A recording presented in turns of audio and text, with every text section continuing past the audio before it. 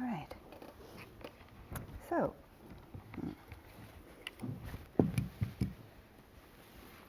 the arrival of the first recordings into Mexican territory was very near to the beginning of the revolution in 1910. Before the outburst of the war, the absolute control of Porfirio Díaz from 1876 onwards, a dictatorship of economic development in favor of the few, reinforced an increasingly impoverished society. However, Don Porfirio was on a personal correspondence with Thomas Edison, and cylinder recordings were certainly part of the panorama in 1900. The recordings we will review today are developed prior to the revolution, but they reflect perhaps the ongoing cultural and social complexities of the society that was Mexico at the onset of the 20th century. In this presentation, I will demonstrate ways in which popular songs were interpreted both with a vernacular singing style as well as with a more lyrical use of the voice. Through this, we will delve into the Mexican society, or better said, societies, that saw the revolution take place, but also participated in the cylinder recording dynamics, and in this process, we will use the recordings as the primary source material. As a last point today, we will explore what I've termed as an autoethnographic experiment, where I entwined a few family members with early recordings as we delved into the past, and more on this later. Now, of these three exquisite mustached men, perhaps you know one or two. Anybody? The first one, his name is Zapata. Second one, Porfirio Díaz, you might have heard. The third one, Juan Guillermo Barajas, less so, but we'll come back to him in a bit. Mexican researchers have been publishing recent and exciting material that addresses the phenomenon of cylinder recordings in the early 20th century. These recent findings offer an historical and a social context where the unique narrative of these cylinders are developed. However, today, our approach will be to begin with audible evidence, and contrary to traditional approaches, we will not be considering written material as the primary source. With this process, I'd like to propose that by listening to the voices, we can approach other forms of historical material and find insight beyond the written, what the written can tell us. The main group of recordings that we will listen to is provided by the USCSB Cylinder Audio Archive, from which I have found 41 cylinders that fit the criteria. I selected recordings that include the singing voice or voices. You can see on the screen some of the database. And yes, this has been a bit of a process. As you can see, there's different genres that I've created. I'll be talking about a little bit of this. Time is of the essence, so I'll continue. And then from the Fonoteca Nacional, I have found, and I've been listening to some digitized cylinders, which are about 12 that fit the criteria, and sadly nothing more. The collection at the Fonoteca holds 94 cylinders, and they are in the process of digitizing, hopefully more in the future. So as a result, the research that I have been undergoing focuses on the 41 cylinders at the USCSB archive, which is the primary material that I have worked with. As I ventured into this new research territory, I saw myself repeating the same process as with my PhD, which is in flamenco early recordings, where I started to listen and listen and listen and listen to a lot.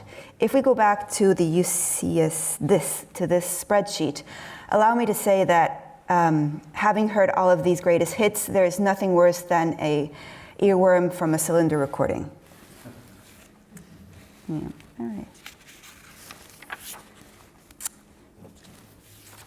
I categorized the genres that were revealed, and what I determined is what you see on the screen. I proposed that these categories as a first attempt in understanding the panorama of the available Mexican cylinders. And even though some are very easily determined, zarzuela, opera, for example, the popular songs were, at the very least, not easy to categorize, but personally the most interesting to listen to. From that selection, what we will be working on are the popular song genres. The examples we will listen to today are an approach to understanding different forms of popular songs at the turn of the century.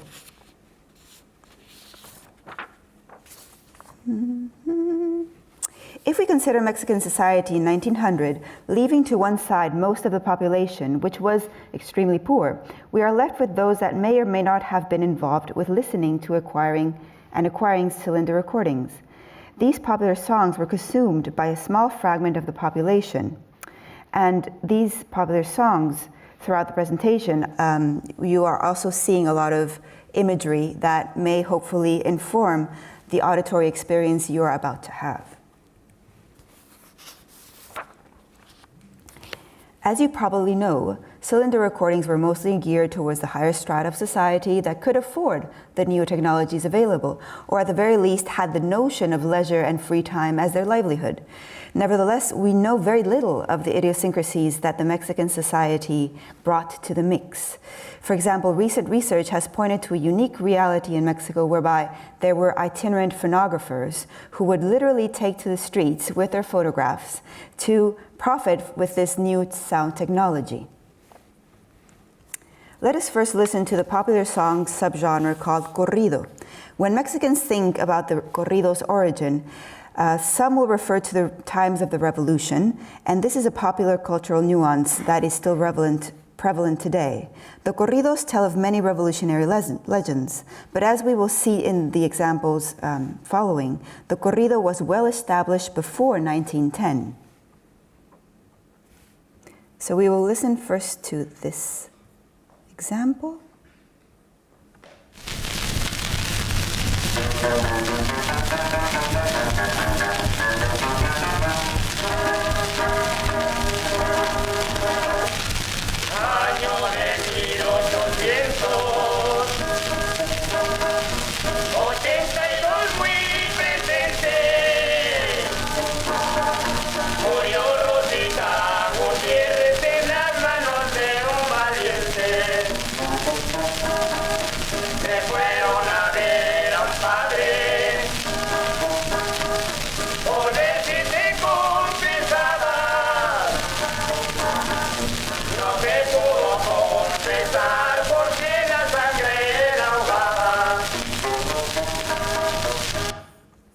And I'm sure you want to hear more. So here's another example.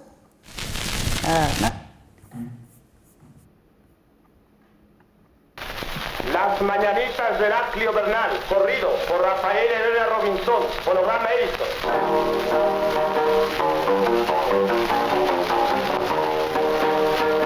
Año de 1892 al contar, con sus bellezas aquellas que aquí les voy a cantar. Estado de Sinaloa, gobierno de Mazatlán, donde daban 10,000 pesos por la vida de Bernal. Yeah. So, we first heard the duo of Jesus Abrego and Leopoldo Picasso, commonly known as Abrego y Picasso, and referring back to the database, there are 6 cylinders by this duo at the UCSB. However, if we look further into disc recordings at the DAHR, the Discography of American Historical Recordings website, we find more than 100 recordings from 1905 to 1913, at the least. So it's a popular duo. The second singer that we heard is Rafael Herrera Robinson, and another example of the most prominent performers within these the corpus that I found, with 7 recordings and 2 of them with Leopoldo Picasso.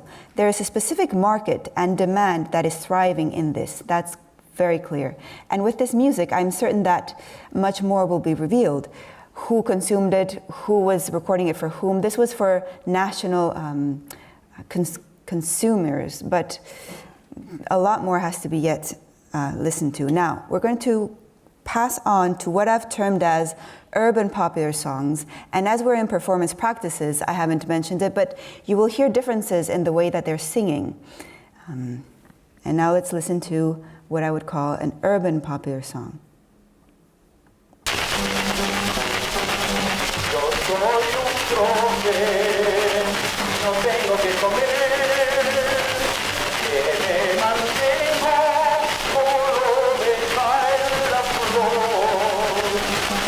Y hoy que te vengo a decir que ya tengo otra y mejor, a quien darle mi cariño, no consigo con birria como tú. And another example of another popular song in an urban context. Vivir sabiendo que no cumpliste lo que ofreciste, esto es morir. Dice que solo sin fe ni calma vive mi alma pensando en ti. All right, now I haven't given you the dates, but these are cylinders. This is 1905 to 1910, 12 that we've just listened to. Now, in these examples, and we listened to the other two, so five male voices, we can hear that the first singer of the urban popular song, Felipe Llera, also recorded zarzuela. And this recent singer that we just heard, Malpica, can be easily determined as a singer with lyrical technique. Evidently, these are popular songs of a different nature than the corridos that we listened to at the beginning. This kaleidoscope of singers points to the interest both of a very popular sounding singer as well as voices that lended their craft to genres beyond the canon and that came from a more lyrical background. So upon this situation, and I had never researched my own territory, let's say, to address this complexity, as I mentioned in the beginning, I took on a personal route, an autoethnographic experiment, as mentioned. So even though this accent that you hear might not point to the fact, I'm very, very Mexican. So the photo that you're seeing on the screen now helps to highlight the not so easily classifiable Mexican society of the early 20th century. Now the British have this two-part society, the upper class, right, and the working class, which the rest of the planet somehow needs to use. So if you see this image here, is it upper class or working class? May I have some voices? Yes, exactly. But let's continue on and I'll tell you exactly. That lady right there, that's Maria de los Ángeles Palomo Gallardo, and that's my grandmother. And the lady in the center is Juanita Barajas, and we'll come back to her soon. Oh, then, to add to the narrative, those two at the side, that's again Maria de los Ángeles and Enrique Barajas Vallejo. Those are my grandparents in Mexico City in a very urbanized society. No? At least it seems so. All right, so.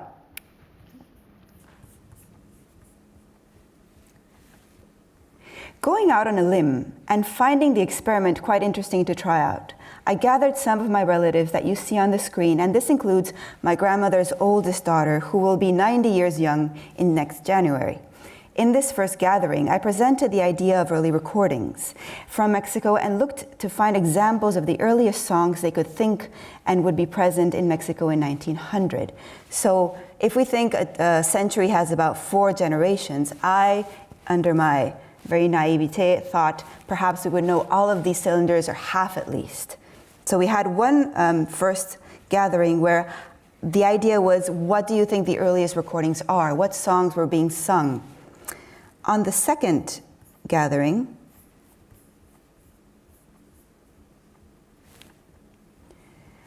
I decided to put my family members through a very difficult marathon and listen to all 41 cylinders. Yes, I have, but you might not see it here, but there is drink and there is food, and it was excerpts. My idea was, I'm sure there must be more than just a couple. What you're seeing right there, this circular imagery that you're seeing, we'll come back to this soon. But there was discussion, there was liveliness, but there was not the results that I was expecting. So, of the 41 cylinders listened to, only 2 were known by my family members, one being a popular song called Jarabe Tapatío, and the other also a popular zarzuela, La Jota y las Ratas. I knew a third one because I just work with zarzuela a lot. But everything else, all the other popular songs, singers, and pieces were unknown. I'm excluding the 2 examples of opera, which are part of the Fonotecas archive, but my hypothesis that there would be more examples of songs that could trace back to the early 20th century, known by my family, was wrong. And it takes, I guess you have to take my word for it, that I come from a family that's a very Catholic singing bohemian family where a lot of music made the day in every single festivity throughout the Catholic year. Oh, this isn't working until now. I'm so very sorry. So big family, lots of things to work on, but none of these early recordings in sight. Another factor that took me to this reasoning is that my aunt, which you see on the screen through the facets of time, grew up in the 1930s, where the pillars of my family were born at the end of the 19th century. I thought perhaps she would have been exposed to this earlier music. Threading back to the society in Mexico that lived through the advent of cylinder recordings, we find that the mustached third man, we contemplated at the beginning, is my grandfather's grandfather, we think.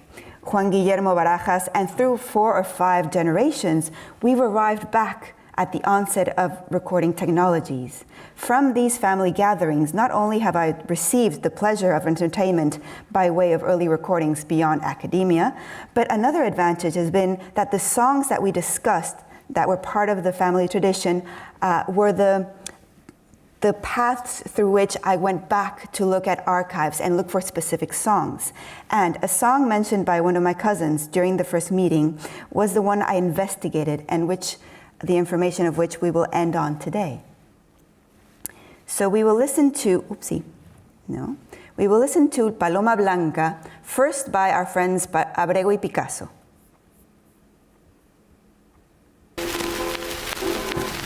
Paloma blanca, blanca paloma, quien tuviera tus alas, quien tuviera, para volar, volar, para dónde están mis amores, dónde están.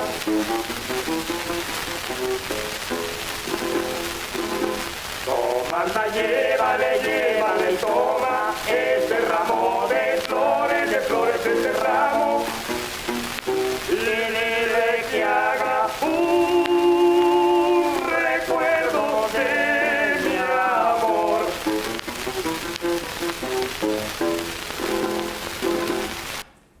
All right. Second song.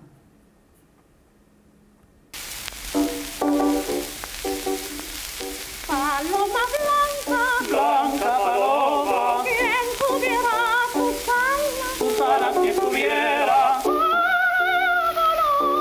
y volar para ¿dónde están mis amores? tus amores, ¿dónde son? Tómale, llévale, Y tómale este ramo de de flores. flores este ramo, para que se acuerden de ese pobre corazón. The non-orthodox path taken as an experiment has led me to a great finding on many levels. As you heard, the song is performed in different ways with different styles of voices. In Mexico City, well into the 1980s, this song was sung as you heard it in the second example, as a call and response dynamic. It was a song, I am told, that Juanita Barajas liked to sing, and she was definitely born at the onset of the 20th century. As much as early recordings can open up a completely different approach to performance practices in popular and classical genres, early recordings can also broaden our perspective of how research can be performed. I am confident of the human quality of curiosity, our interest and need for knowledge past, present, and future, and I am certain that this is only the beginning of our undertaking in the listening through time on the unique wings of sound recordings. Thank you very much.